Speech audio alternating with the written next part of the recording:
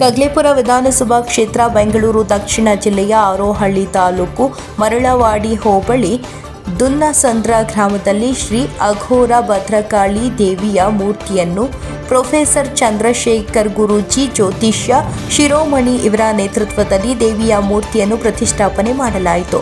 ಈ ಶಕ್ತಿಪೀಠಕ್ಕೆ ಹೋಮ ಯಜ್ಞವನ್ನು ಮಾಡುವುದರ ಮೂಲಕ ಶಕ್ತಿ ತುಂಬಲಾಯಿತು.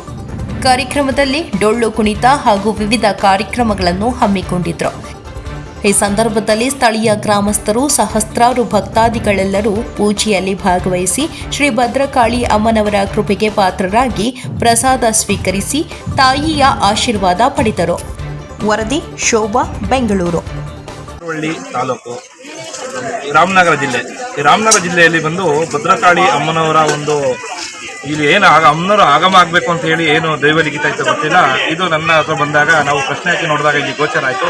ಇಲ್ಲಿ ಭದ್ರಕಾಳಿ ಅಮ್ಮನವ್ರು ಕೂರಬೇಕು ಅಂತ ಹೇಳಿ ಒಂದು ಗೋಚರ ಆಗುತ್ತೆ. ಆ ಗೋಚರ ಆದ ಸಂದರ್ಭದಲ್ಲಿ ಇಲ್ಲಿನ ಪುರೋಹಿತರು ಬಹಳ ವರ್ಷಗಳಿಂದ ಇಲ್ಲಿ ಮೂಲತಃ ಶ್ರೀ ತ್ರಿಭಂಗಿ ಕಾಲಭೈರವೇಶ್ವರ ದೇವಸ್ಥಾನನ ಪೂಜೆ ಮಾಡ್ಕೊಂಡು ಬಂದಿರ್ತಾರೆ.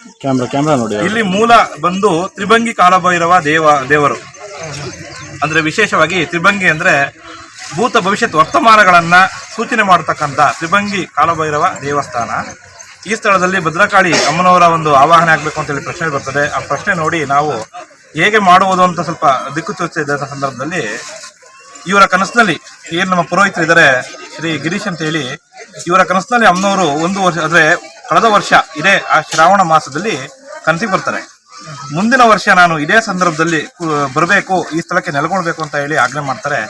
ಆಗ ನಾವು ಶಿವರಪಟ್ಟಣಕ್ಕೆ ಹೋಗ್ತೀವಿ. ಅಲ್ಲಿ ವಿಚಾರಿಸಿದಾಗ ಈ ಒಂದು ವಿಗ್ರಹ 30 ವರ್ಷಗಳ ಹಿಂದೆ ಯಾರೋ ಆರ್ಡರ್ ಕೊಟ್ಟು ವಿಗ್ರಹ ರೆಡಿಯಾಗಿ ತಗೊಳಕ್ಕಾಗದ್ರೆ ಬಿಟ್ಟಿರ್ತಾರೆ.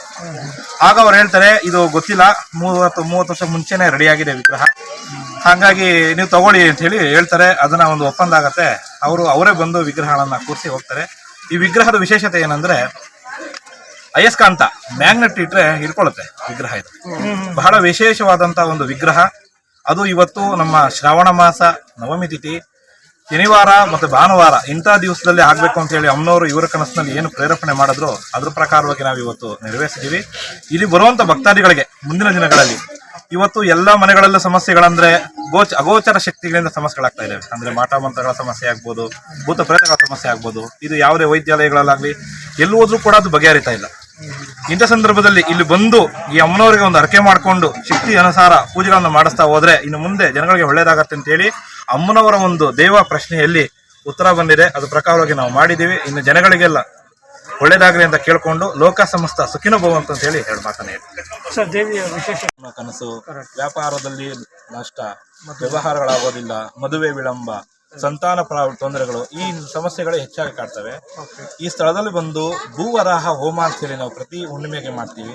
ಇಲ್ಲಿ ಬಂದಾಗ ವರಾಹ ಹೋಮಗಳನ್ನ ಮಾಡಿಸುವಂಥದ್ದಾಗ್ಲಿ, ಆಮೇಲೆ ನಮ್ಮ ಹಣಕಾಸಿನ ಸಮಸ್ಯೆಗೆ ಬಂದು ಗಂಧಾಕರ್ಷಣೆ ಹೋಮ ಅಂತ ಹೇಳಿ ಪ್ರತಿ ದಶಮಿ ತಿಥಿಯಿಂದ ನಾವು ಹಮ್ಮಿಕೊಂಡಿರ್ತೀವಿ. ಇಲ್ಲಿ ಮಾಡಿಸೋದ್ರಿಂದ ಅವರಿಗೆ ತುಂಬಾ ಒಳ್ಳೇದಾಗತ್ತೆ ಅಂತ ಹೇಳಿ ಅಮ್ಮನವರ ಒಂದು ಪ್ರಶ್ನೆಯಲ್ಲಿ ಬಂದಿದೆ. ಅದು ಪ್ರಕಾರ ಇನ್ನು ಮುಂದೆ ಇವತ್ತು ಪ್ರತಿಷ್ಠಾಪನೆ ಆಗಿದೆ.